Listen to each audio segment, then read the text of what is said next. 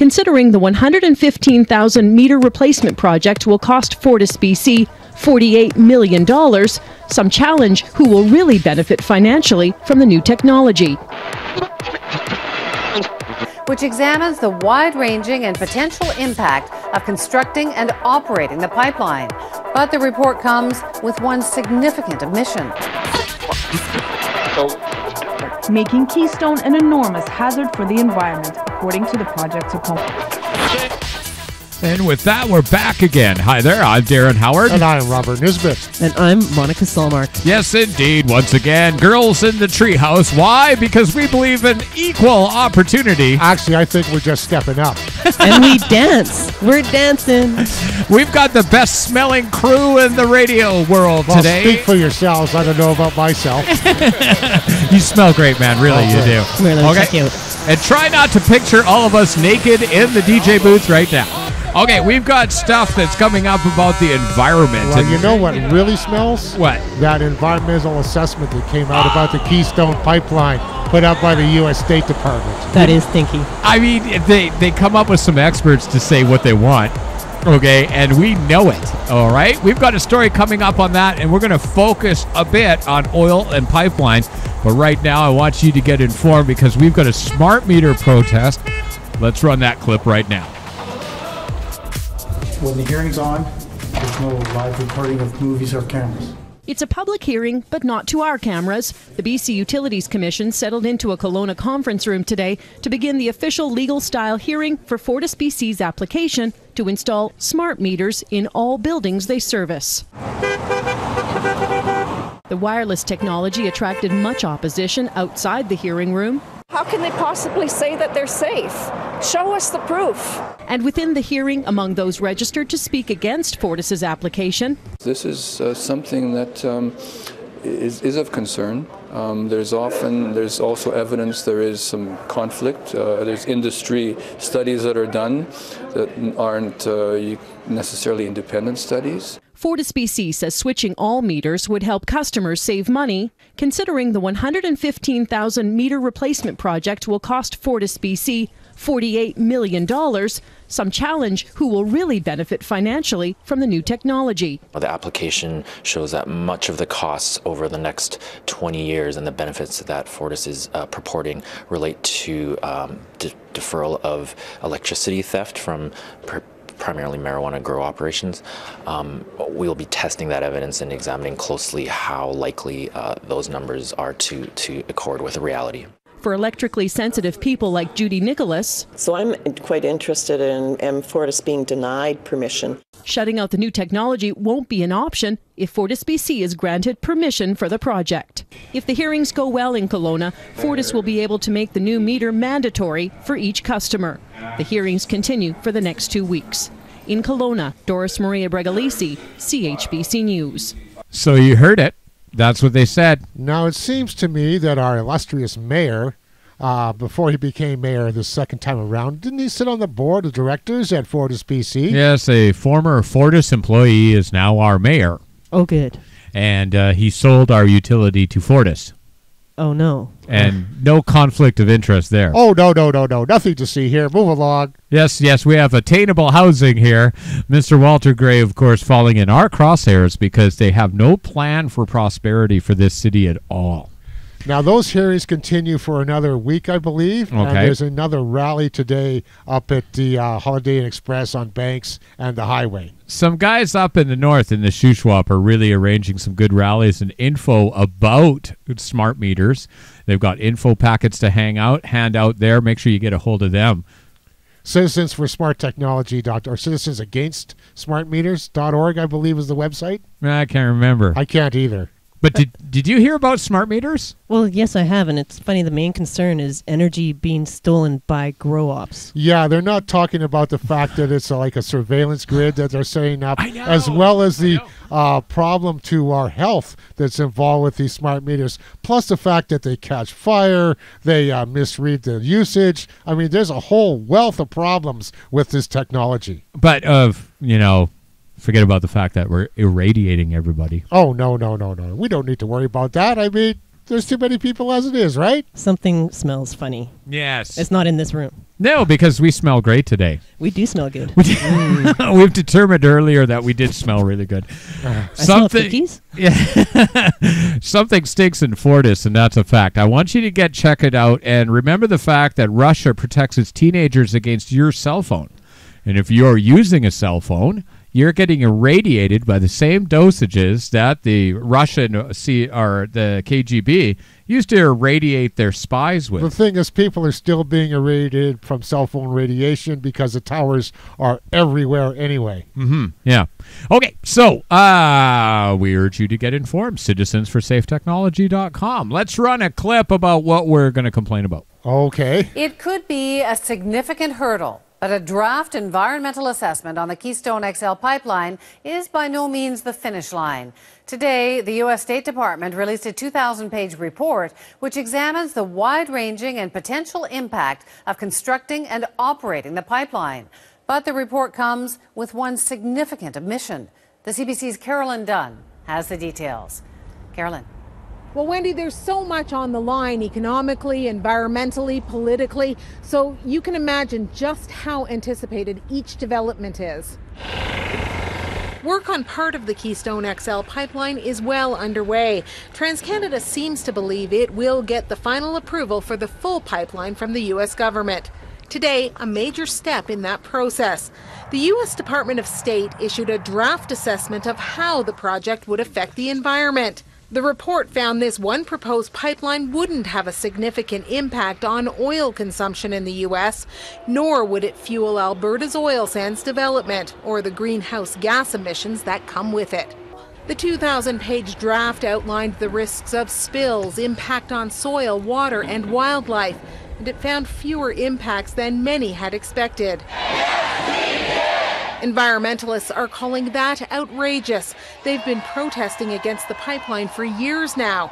To them, oil sands oil is dirty oil, plain and simple. In Toronto, Natural Resources Minister Joe Oliver had a message for Obama, too. The integration of our two economies and energy systems contributes to our shared prosperity, energy security, and environmental stewardship. Now that we have this draft, Wendy, the next step is public consultation. A final report with a recommendation will follow, but only then will it go to Barack Obama for a decision. Thanks so much, Carolyn. So, Carolyn Dunn. how did Joe Oliver say that with a straight face? He says amazing things with a straight face. I think there's a politician school that teaches these things. Yeah, it's called the Conservative Caucus. You're not allowed to speak what what Harper says.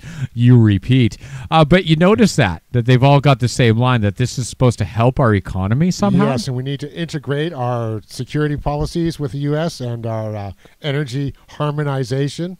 So I kind of at a loss. And how is our economy more important than our environment? Well, I don't know. They seem to think that making money is more important than, breathing. Okay, let's run this real quick just to catch up on Mr. Oliver. The Keystone XL pipeline will create tens of thousands of jobs on both sides of the border. This project will replace oil from Venezuela and the Middle East with a stable continental supply.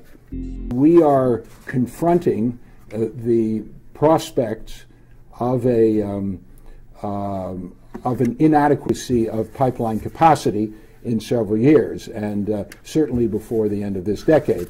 So we need to build the infrastructure to get our resources to Tidewater, and we've been talking about that for the last year and a half. We respect the process, and we expected that they would. Theirs is not a political. This report is not a political judgment, and it's an environmental assessment. So remember that if we built 2 refineries, it would create 250,000 union jobs. Okay, if we built the refineries to do our own oil processing. What a thought. And Canada do their own refining? Yeah, and then provide jobs for ourselves. They said hundreds of jobs if they put the pipeline through, right? Yeah. Okay. So steaming pile, So I'm curious as to how much money they're putting into all of this process rather than towards green technologies. See, there you go. That's the question. Am I the only one thinking about this? Yeah, it's well, like you're taking crazy all the pills. time. Yeah, you're spending all this money. We are subsidizing, but we're also subsidizing the F-35 right now. Oh, you mean that hundreds of millions for the stealth lemon. Okay, let's run this real quick while we got a chance. The Keystone XL, a major extension of the pipeline, is causing a stir, while the Obama administration debates its pros and cons before giving it a final go-ahead or halting construction. While those pushing the project ahead say it will create more jobs, a largely publicized Cornell study found that the project would kill more jobs than it would provide. Professor Skinner, who worked on the study, says there was another promise of several thousand extra manufacturing jobs in the U.S., but in reality, the majority of the pipe itself is being built in India. She says the negative economic and employment complications have also been met with a blind eye, such as the 600,000 people employed in the agricultural sector in the way of the pipeline, whose jobs are likely to be affected. But Keystone proponents say it will decrease skyrocketing oil prices and make the U.S. less dependent on foreign oil. Something America really needs: a reliable, stable source of energy. Canada has vast reserves of tar sands oil. Environmentalists say its extraction devastates ecosystems and uses up too much water. There are plenty of oil and gas pipelines in the U.S., but very few that carry this particular type of oil. Tar sands oil is argued to be particularly toxic to the environment,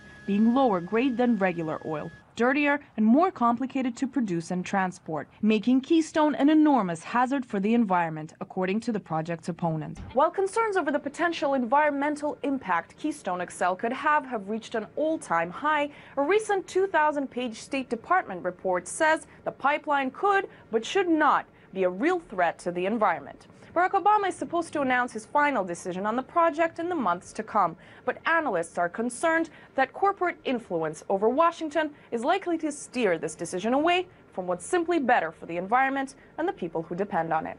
Anastasia Churkina, RT. We're laughing off screen right now. The reason why is because... Well, apparently the study that was commissioned for the State Department was done by oil consultants. Okay. You know, they're talking about corporate influence over the U.S. government. You don't think that's happened before? You think, yeah, it's sort of like Monsanto and the FDA. Oh, yeah. Okay. Or Big Pharma and the FDA. Yeah. We talked to those guys and said, is this safe? And they said, yeah. Okay. Who made it? We did. Well, we did, but, you know, that's look over. Do not pay attention to the guy behind the curtain. I'm really glad that you guys smell so good today, because all of this stinks. Oh, I can't believe it. Really stinks. I can't believe it. And, of course, Joe Oliver is down there doing his job as Minister of Propaganda to push this agenda so we can export our energy, and we're putting all our economic eggs in this one basket, too. Yeah. Okay, so you raised that earlier. We're spending all this money, not looking at the issue, not listening to the scientists. We've seen the Harper government just muzzled all the scientists. How lovely. He made them sign a non-disclosure agreement. Aren't you glad we're free? Yeah. Do you feel free? No, I don't. I get that claustrophobia thing happening, but we're working on it. We have got an action-packed show today because not only are we mocking Stephen Harper, Joe Oliver, and the entire oil industry, but we're going to point out some fallacies that they're coming up with, too. People are pushing back, right? Absolutely. Thank God. Yeah. Coming up next, we're going to talk about activist success stories. So we want you to stay tuned. I'm Darren Howard. I'm Robert Nisbet. And I'm Monica Solmark. Okay. So we'll be back. It's Radio Free Canada. Prepare to dance. Woo! So on Monday, we were interviewed by CHBC News. Right. I gave a 15-20-minute interview. I brought out some excellent points. Yeah. Of course, they only put me on for a matter of 10 seconds. I saw.